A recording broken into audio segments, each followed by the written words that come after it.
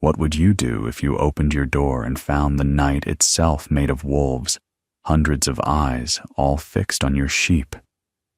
Elena saw them first as glints along the tree line, a broken necklace of yellow eyes strung through the fog. Her dog, Rook, was already growling before she reached the fence. The sheep jammed into one another, bells clinking wildly, wool shifting in waves of panic. The cabin's lamplight washed weakly over the yard, not quite touching the darkness where the wolves waited, not pacing, not passing through, waiting, like an army deciding when to start the war. She had never seen so many wolves in one place, not in all her years on this mountain, not in all her father's stories. 3 packs, maybe 4, braided together into something larger, something wrong. Their bodies moved restlessly between the trunks, but an invisible line held them just beyond the fence. Rook leaned against her leg, muscles tight, black fur bristling. Elena rested a steadying hand on his head and felt her own pulse pounding there. She fired a warning shot into the air, just to feel less helpless. The rifle's crack tore through the basin, echoing off the slopes and vanishing into cloud. A few wolves flinched back, paws skidding in the snow. Most didn't move at all. Their eyes blinked once, twice, then settled back on the pen. They were hungry enough, or desperate enough, to stand their ground against gunsmoke. That chilled her more than the wind finding its way down her collar. Inside the cabin, the radio hissed and muttered on the table, its green light a tiny, stubborn star. "Burke, it's Elena at North Basin," she said, voice tight. Static answered, then the ranger's tired drawl cut through. Other ranchers, lower down, had called about lost stock. Tracks everywhere, wolves where wolves shouldn't be. Something about an empty hunting camp up near the high ridge. Regulations. Investigations later. For now. Stay inside, Elena. Don't do anything stupid. They'll move on. They're not moving, she said, staring at the fence. Her breath fogged in front of her. There's too many to just move on, Burke. She almost told him about what she'd found that morning at the creek. The dead wolf lying half frozen on the bank, foam crusted at its mouth, eyes clouded in a way that wasn't just death. The rope embedded in its neck, fresh fibers stained dark, dug into flesh like someone had tried to leash a storm and failed. But the radio crackled and his voice blurred, and suddenly she didn't trust language to carry what she'd seen. She ended the call without saying goodbye, the way people do when they're already somewhere else. The image of that rope wouldn't leave her. Wolves didn't wear collars, not unless a human had been close enough, cruel enough, to force one on. Now 100 of them ringed her little world. Coincidence didn't live long up here. Elena unrolled the old map on the table, the basin, the tree line, the pale scar of the avalanche chute above. Her father's faded note sat like a whisper near the ridge. Cornice unstable. Don't linger. She didn't want to think about avalanches. Snow roaring, world drowning in white, the feeling of being turned into part of the mountain without permission. Her brother's gloved hand had vanished in a slide, just like that. 16 years old, laughing 1 minute, swallowed the next. The memory still sometimes woke her with her nails dug into her palms. But the wolves outside weren't a memory. They were a weight pressing in on the cabin walls. If she stayed, the pen would eventually break. If she ran, the sheep were finished.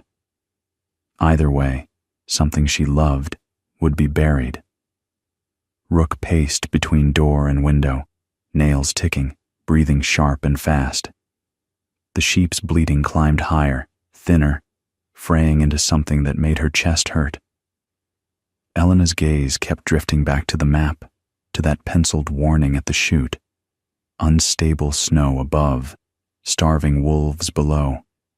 Somewhere between them was an answer so reckless it felt almost like a sin. She dug into the storage room and came back with a canvas bag of flares Burke had insisted she keep. For helicopters, he'd said. For emergencies. The way the wolves howled outside, this qualified. She laid the flares beside the map and studied the basin with a hunter's eye. If she could draw part of the pack up toward the chute, make them commit to a chase, then one well-placed shot might wake the cornice. Let the mountain fall on them instead of her sheep. It was a bad plan. A desperate one. It also might be the only one. Her thumb traced her father's pencil lines. Dangerous terrain. Deadfall. Old slide paths. The more she looked, the clearer the route became. When she lifted her head, Rook was watching her as if he already knew. "Yeah," she said softly. "We're going out." The words settled in the air like dust, quiet but irreversible. She shrugged into her coat, scarf, hat, fingers moving on the clean, cold rhythm of preparation. Rifle checked and loaded, rope coiled. Flares wrapped tight again and slung over her shoulder. Outside, a howl rose and split into many, overlapping like waves. The cabin suddenly felt too small to contain her fear. Too small to contain any future where she did nothing. She opened the door a crack. Winter shoved its way in, smelling of iron and pine and fir. The yard glowed faintly under the lantern she left by the pen. Snowflakes drifted through the light, lazy, still deciding what kind of storm they wanted to become. The wolves shifted as she stepped out, a ripple passing along the tree line. Not closer, not farther, just ready. Elena walked to the pen, Rook pressed against her knee, body a warm line in the cold. Inside the low stone wall, the sheep surged toward her, seeking comfort and safety they thought she actually possessed. Their eyes were wide and wet, reflecting lantern light, like more frightened stars. She chose them quickly, because thinking too long would gut her. The scarred old ewe who always walked first. Two heavy, sensible wethers. One lean, stubborn yearling, who refused to be afraid of anything until the last probable second. She threaded rope loosely through their collars, enough to keep them together, not enough to drag them down if they fell. They breathed hot air onto her wrists, trusting her without understanding. "I'm sorry," she whispered, voice barely sound. "But this is the only way I see where any of us live through the night." Rook slipped to the pen gate, planting himself between the chosen sheep and the waiting dark.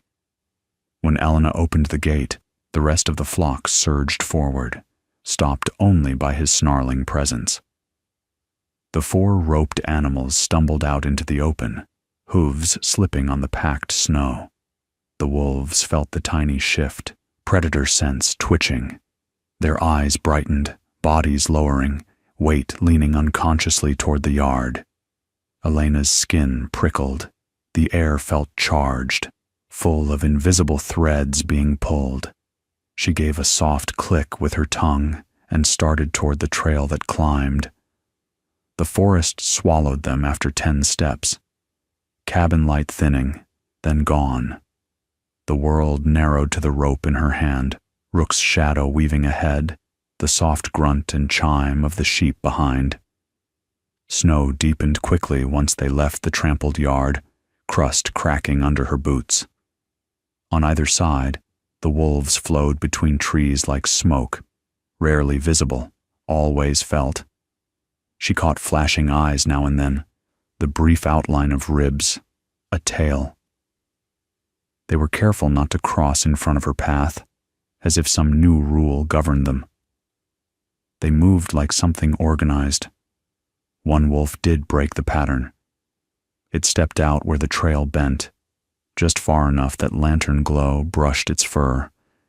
Big, rough-coated, shoulders heavy. Around its neck, the hair didn't sit right. When it lifted its head, she saw a hairless ring of scar, pale against gray. Rope had once bitten there, hard enough to leave a permanent mark. Elena's breath snagged. The wolf held her gaze for a heartbeat too long. Not wild blankness, something like recognition or accusation. Then it peeled back its lips in a soundless snarl and melted back into the trees, leading. The slope grew steeper, the trees thinner. Wind began to find them, sliding down the mountain's spine and slipping icy fingers under her scarf. The sheep struggled, lungs puffing clouds, legs sinking. Elena coaxed them on with low sounds, the way her father had taught her. Not words, but rhythm. Rook darted from side to side, keeping them together, teeth snapping inches from panicked flanks whenever they tried to bolt. Behind them, the wolves' footfalls softened as snow deepened, but their presence thickened. They were coming. She could feel hunger tightening like wire around the entire basin.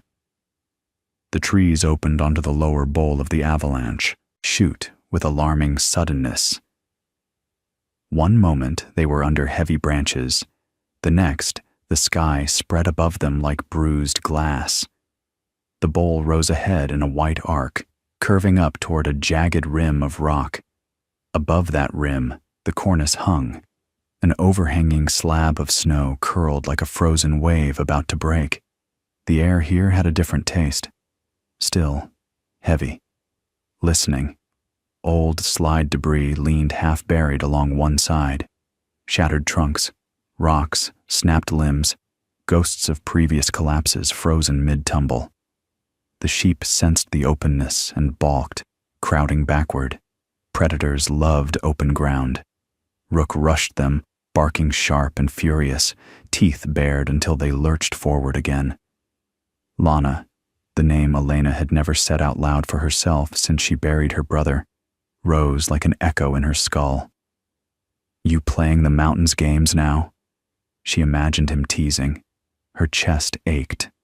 Playing, or refusing to lose by someone else's rules.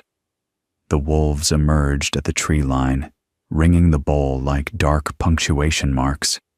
Yellow eyes, steam from nostrils, a low, collective murmur. Elena yanked a flare from the canvas bag with fingers that didn't feel like hers. Teeth tore the cap off. It fell forgotten into the snow. She struck the end hard against the casing. For one horrible second, nothing happened. Then the flare roared to life, vomiting red light and sparks. The bowl lurched from gray into blood-colored nightmare. Snow glowed crimson. The sheep became moving lumps of raw meat in the glare. Rook's fur lit from within, eyes twin coals. The wolves flinched, snarling, turning their heads away. The ones at the edge skittered and hopped like burned things. The flare bought maybe a circle of 10 yards where the wolves didn't immediately pour in. Outside it, they prowled along the boundary, testing. Some tried quick dashes that ended in yelps when sparks kissed their paws. The big scar-necked wolf stayed farther back, pacing, evaluating. Its gaze never left Elena. She felt flayed open under it. "Come on, then," she murmured through chattering teeth. "Either you eat us, or you learn what else a mountain can swallow." She backed the rope-linked sheep up the slope, deeper into the bowl. Snow grabbed at their legs with greedy hands. She had one bullet she could spare for anything that wasn't teeth. The cornice hung overhead, thicker on one side, where wind had piled snow into a white lip. She squinted through drifting flakes, flare clamped in her left hand, rifle braced in her right. What would her father look at? The hollowed underside, the hairline shadow where weight strained against nothing. She found a spot that made her nerves sing, a subtle sag, a color difference only someone who lived here would see. The wolves watched her, confused by prey that pointed thunder at the sky instead of them. Her finger squeezed the trigger. The rifle's recoil punched her shoulder, familiar and awful. Sound slammed off rock, off snow, came, back in jagged fragments. For a breath, the mountain held. Then a crack like splitting bone ran along the cornice. A line of darkness zipped across its face. Snow shifted, settling first, then sliding. The overhang groaned deeply, a sound she felt more than heard, as if the whole ridge were grinding its teeth.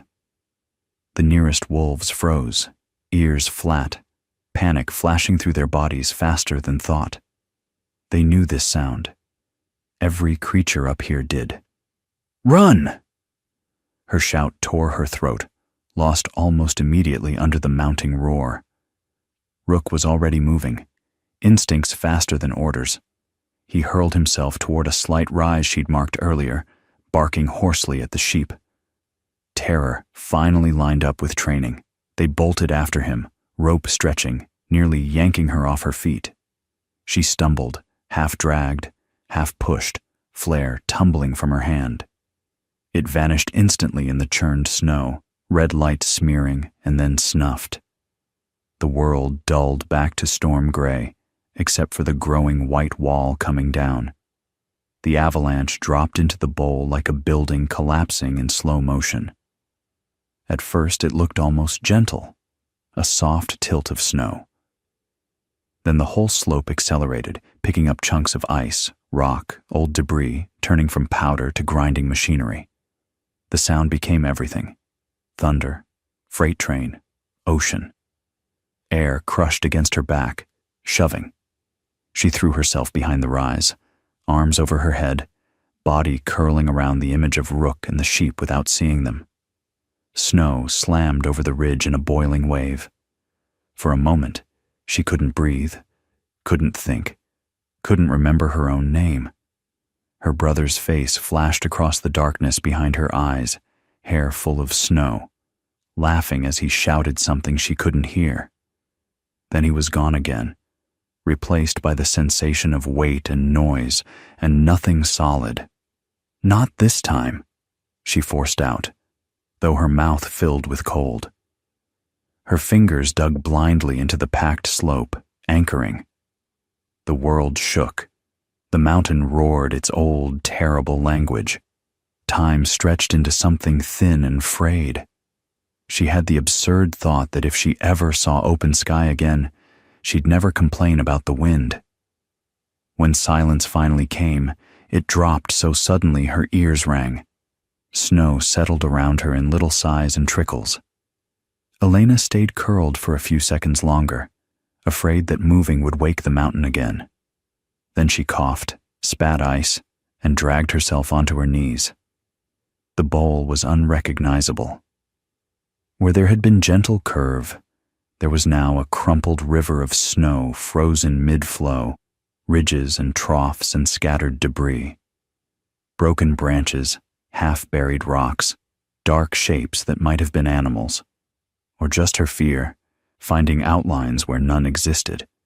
A thin, strangled bleat cut through the ringing in her ears, then another, from a different direction.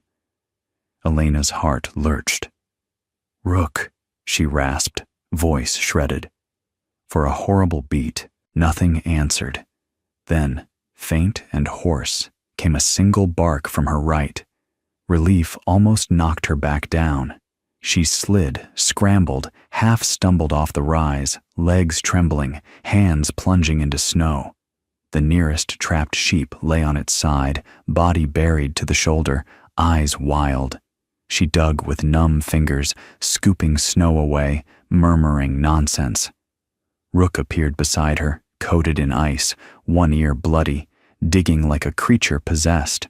They freed the first sheep, then a second, then a third.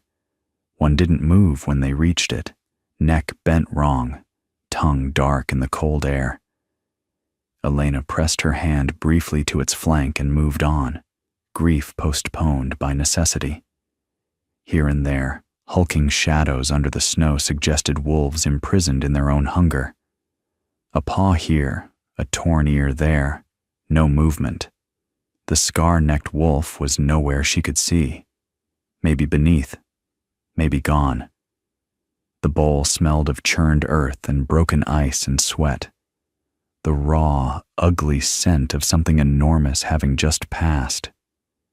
By the time she'd hauled the last living sheep onto its trembling feet, her arms burned and her knees felt like someone else's. Rook leaned into her leg, panting, whole body shaking. They had 4 survivors out of the 5 she'd led up. Fewer wolves, for now. Fewer sheep forever. The storm had thickened while they fought under it. Snow fell harder, meaner, coming sideways on a new wind. The mountain was eager to cover what had happened, to smooth and soften and bury. "We're not staying up here," she said, voice rough. "We're going home, while there's still a trail." The descent felt longer than the climb, though gravity did most of the work. The sheep moved stiffly, exhausted, occasionally stumbling into her legs. Rook stayed close, too tired to range ahead far. The forest below greeted them with a stunned kind of quiet. No howls, no yellow eyes between trunks. Whatever wolves had survived were keeping low, licking wounds, learning fear again. Snow thickened on branches, bending them. Elena's legs moved on the habit and adrenaline, brain buzzing somewhere above her body. She was thinking of nothing and everything at once, mostly that she was still moving. Halfway back, where the trail pinched between 2 leaning firs, Rook froze. A low growl rolled out of him, deeper than anything he'd thrown at the sheep. His back rose under her palm. Elena followed his stare. On the path ahead, crossing their line of travel at a slight angle, were footprints. Human. Fresh enough that snow hadn't yet filled the edges. Narrower than hers, but deeper, like the person had been carrying weight. The tread pattern was unfamiliar, a sharp, modern grid. The prints came down from the higher ridge, the direction of the chute, and vanished into darker timber. The hair lifted on her arms under the coat. Someone had been up there, close enough to watch the basin, maybe close enough to see the wolves ring her cabin, close enough to hear the avalanche either as punishment or opportunity. Rook sniffed the nearest print and sneezed violently, backing away with his ears pinned. He didn't like the scent. Neither did she. It smelled like fuel and metal, and something sour underneath. "So you were here," Elena murmured to the trees, "while they starved, while they came for us." Snow whispered around her, carrying no answer at all. Elena stood over the tracks until the cold bit bone deep.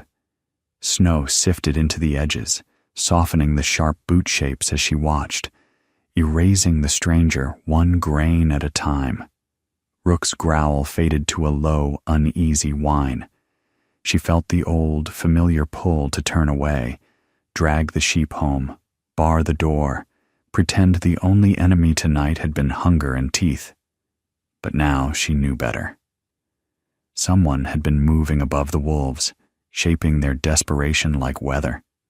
She forced herself to move again. Survival came first. Vengeance, questions, justice, whatever name it took, could wait until daylight. Back at the cabin, she got the sheep inside the pen with clumsy hands, counting them twice, then once more just to hear the numbers. Rook limped in circles, checking every corner of the yard as if wolves might still be hiding under the snow. Only when she dropped the bar across the door did his shoulders finally sag. The night closed around the cabin, heavy and white. Wind began to lean into the walls, testing. Elena fed the stove until the iron glowed and hung a blanket over the door to keep out drafts. Her body shook with leftover adrenaline and exhaustion, but her mind refused to slow. The avalanche replayed every time she blinked. Snow swallowing wolves, swallowing sound, almost swallowing her. Between those flashes, she saw the scarred wolf's eyes and the ring of raw flesh around its neck. On the table, beside the radio, she laid the length of rope she'd cut from the dead wolf at the creek. It was stiff with old ice, and something darker dried into the fibers. Not ranch rope. Too clean, too new, braided tight. The kind packed in plastic in town hardware aisles. She stared at it while the radio hissed. Burke's voice came through in fragments, calling other call signs, coordinating lower valley patrols. She didn't answer him yet. Words felt too small for the shape of tonight. Eventually, she spoke anyway. "North Basin," she said, voice rough. "We had 100 wolves come down on the cabin. I triggered a slide in the upper chute. Most of them are under it now." The silence that followed was thick, like Burke had forgotten how to breathe. When he finally answered, his voice had lost its lazy humor. He asked if she was hurt, asked about the sheep. Then, more carefully, "Elena, are you telling me you started an avalanche on purpose?"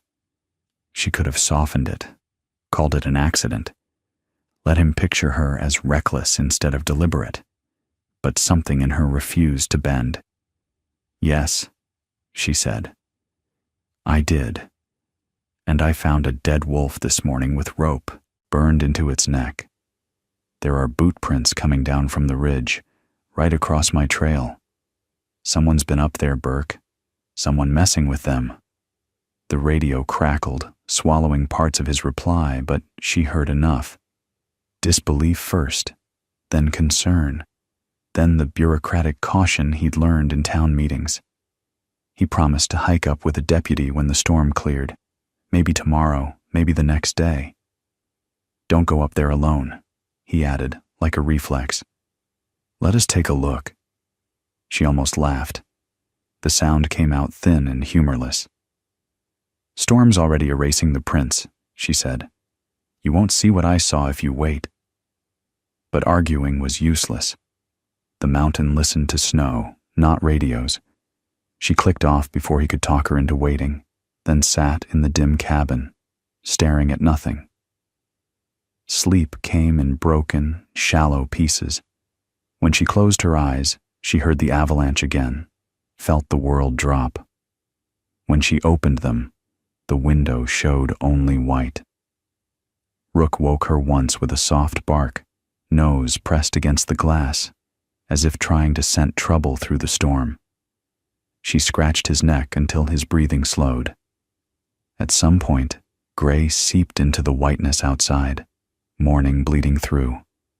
Her muscles screamed protest as she pushed herself upright. Purpose moved her where rest refused. She ate standing up.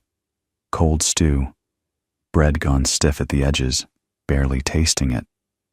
Rook limped but walked, the cut on his ear crusted dark. "We're just looking," she told him, as if he'd asked. "Just seeing how much the mountain covered." The lie sat sour on her tongue. She bundled into her coat again, slung the rifle, slipped the rope sample into her pocket. Outside, the wind had softened, but the snow was deep, reshaping everything. The sheep lifted their heads drowsily in the pen, unaware of the new line she was about to cross. Following yesterday's trail was like tracking ghosts. Her boot prints were half swallowed, edges blurred, but still there if she knew where to look. The wolves' tracks had nearly vanished, just occasional dents in the white frozen mid-flight. The human prints were fainter still, only a hint of pattern in sheltered spots where wind hadn't scraped them away. Rook moved with his nose low, following smell where sight failed.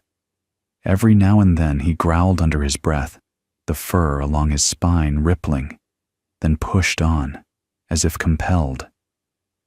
They bypassed the chute, its mouth now a smooth, dangerous swell.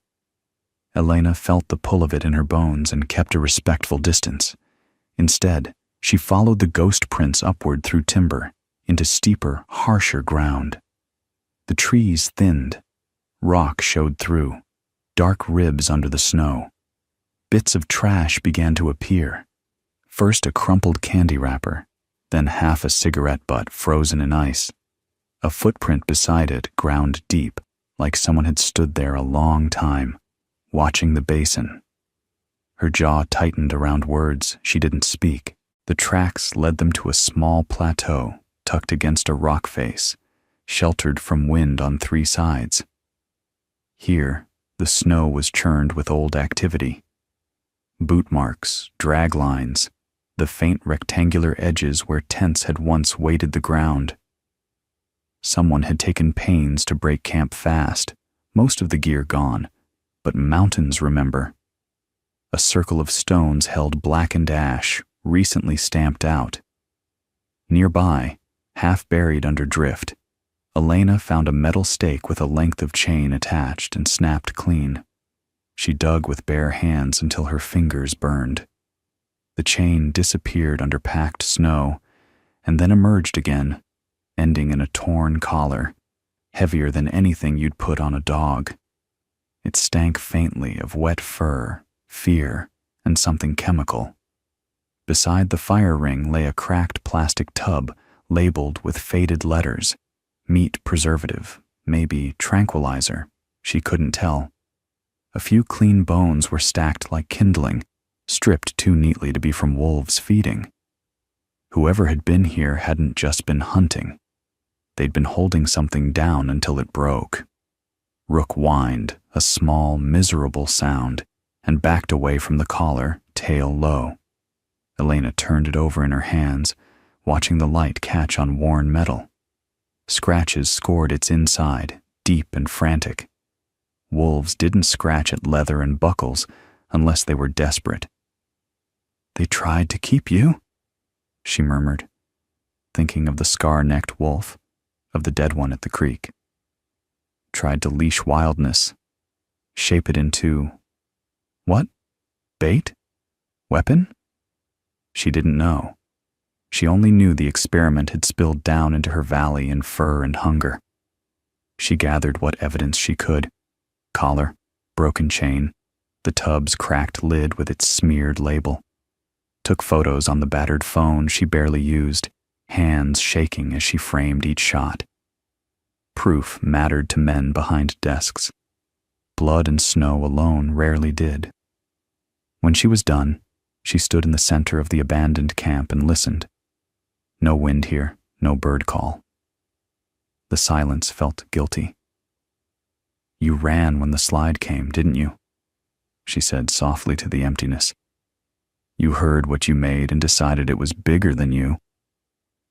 The anger that rose surprised her with its clarity. Not wild, not blinding, cold and precise like a river cutting stone. All these years, she'd thought the mountain's cruelties were its own. Avalanches, sudden storms, thin ice. But men had sharp hands in it too, tying rope around wild throats, using hunger as a tool. She looked down toward where her cabin sat, a small dot against an endless slope of white, and knew there would be meetings, investigations, papers. Burke would trudge up here and swear and take her statement.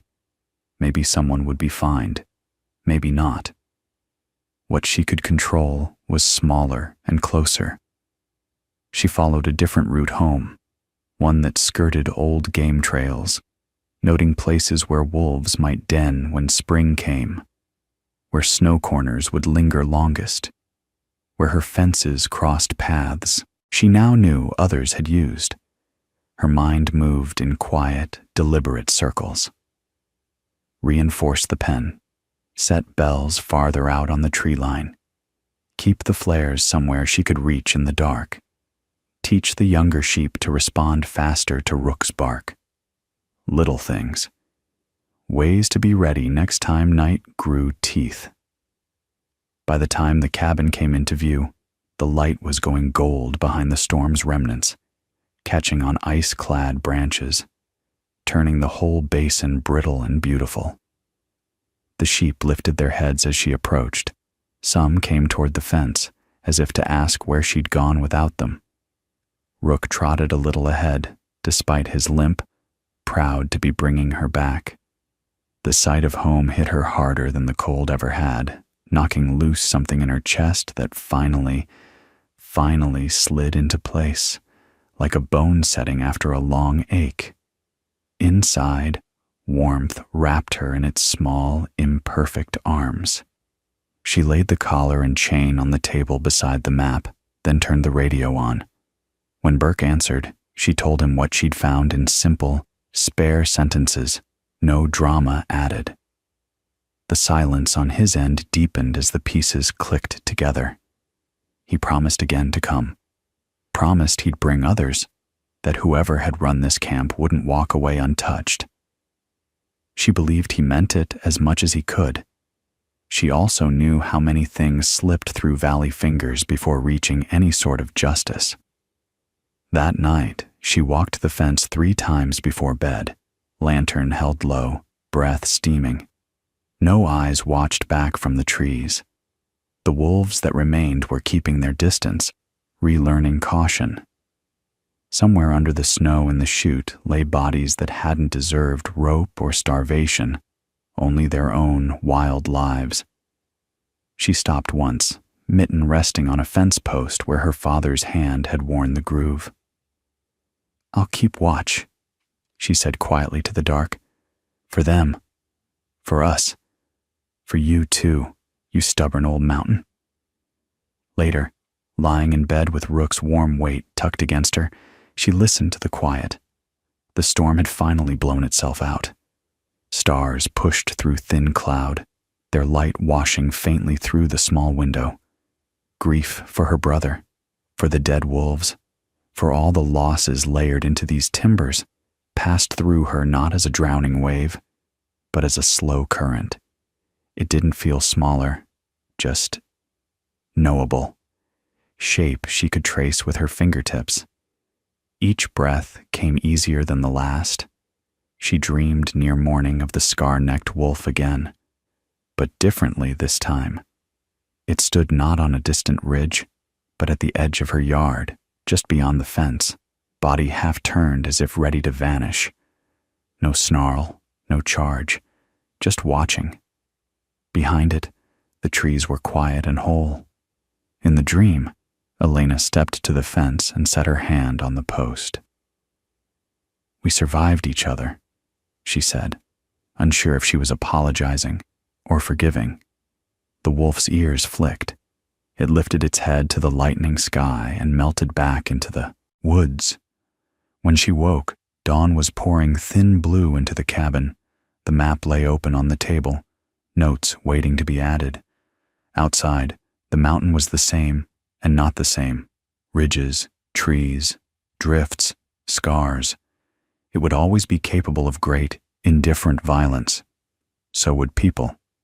But now, between them, stood one tired woman, a dog with a torn ear, and a flock of sheep that had no idea how close they'd come to becoming ghosts.